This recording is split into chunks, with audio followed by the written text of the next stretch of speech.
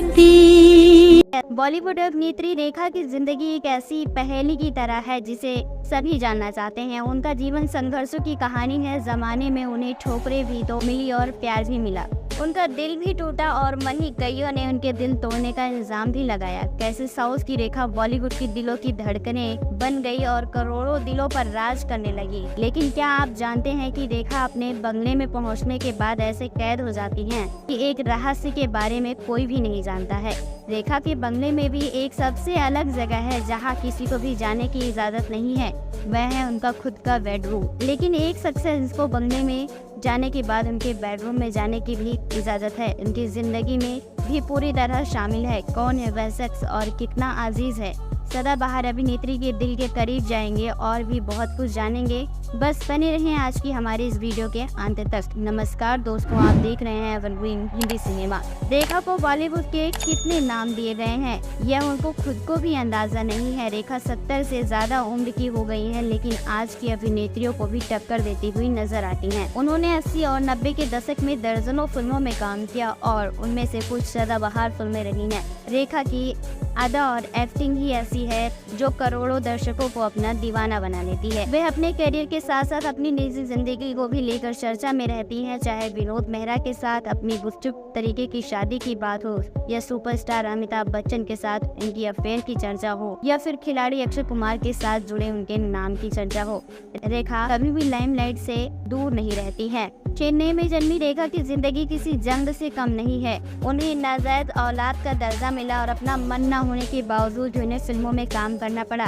रेखा अपने पिता से इतना ज्यादा नाराज थी कि उनके अंतिम संस्कार पर भी नहीं गई। उन्होंने कभी भी एक्टिंग की क्लास नहीं ली थी, लेकिन हैरानी की बात यह रही कि बिना लोगों की मर्जी के भी वह पर्दे पर उतरने पर मजबूर हो जाया करती थी। इसके बावजूद इन्हें सुपरस्टार का दर्जा मिला। इतना ही नहीं, रेखा ने फिल्म फेयर और नेशनल अवार्ड भी जीते हैं। लेकिन उनकी असल जिंदगी से जुड़े कुछ ऐसे किस्से हैं जिसकी सच्चाई कोई भी नहीं जानता। बंगले के बाहर अभिनेत्री को बहुत भावुक तरीके से मिलते जुलते देखा गया है, लेकिन कहते हैं कि आज तक रेखा का बंगला किसी ने नहीं देखा। उनका बंगला शाहरुख खान और सलमान खान के बंगले के बीच में पड़ता है। शाहरुख खान, सलमान खान अक्सर अपनी बालकनी में दिखते हैं, लेकिन रेखा को शायद ही किसी ने देखा हो। उनके इलाके में 4 दीवारी ऊंची करने की इजाजत नहीं है। इसके बावजूद रेखा ने उस पर बांस का घेराव लगाया हुआ है। उनके बंगले में एक सबसे रहस्यमय जगह है, वह है उनका बेडरूम, जिनमें किसी को भी जाने की इजाजत नहीं है। यहाँ तक कि वहाँ के नौकर चाकर को भी नहीं जाने दिया जाता है, सिवाय एक शख्स को छोड़कर। वह शख्स है जिसका नाम है फरजाना। जितनी रहस्यमय उनकी जिंदगी है, उतनी रहस्यमयी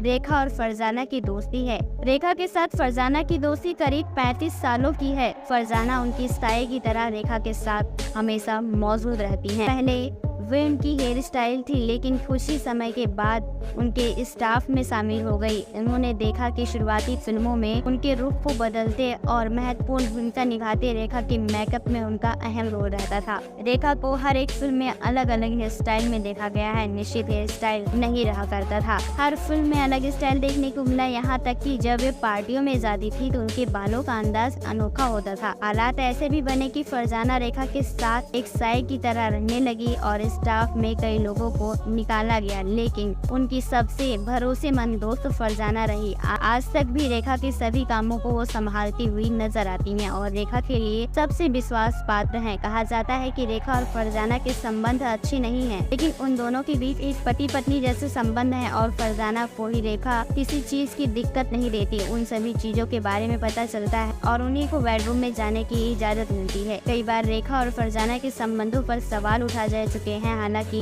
रेखा इन सवालों पर कभी भी नहीं कहती, बल्कि फरजाना को अपनी आत्मा से जुड़ी हुई बहन बताती हैं। लिखी गई कई पुस्तकों में देखा जा सकता है कि रेखा को बहुत स्ट्रगल करना पड़ा। शुरुआती दौर में उनके साथ काफी गलत हुआ।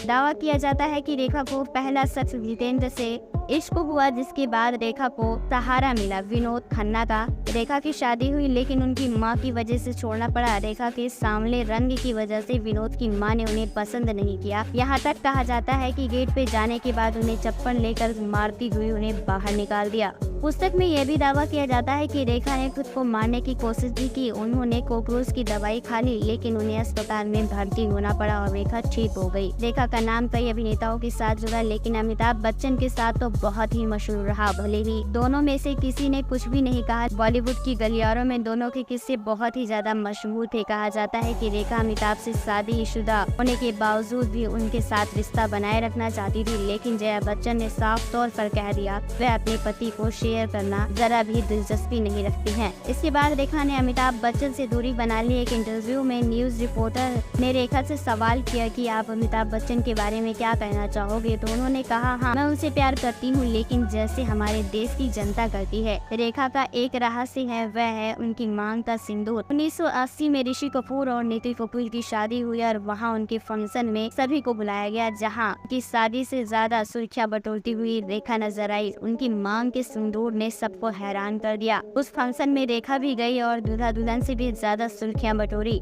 एक इंटरव्यू में रेखा से सवाल किया गया कि वह मांग में सिंदूर क्यों लगाती है, तो उन्होंने कहा मैं जिस इलाके में रहती हूँ वहाँ फैशन है सिंदूर लगाने का, और मैं किसी के नाम पर सिंदूर नहीं लगाती, मैं फैशन के तौर पर सिंदूर लगाती हूँ ताकि मेरी सुंदरता और अच्छी दिखे।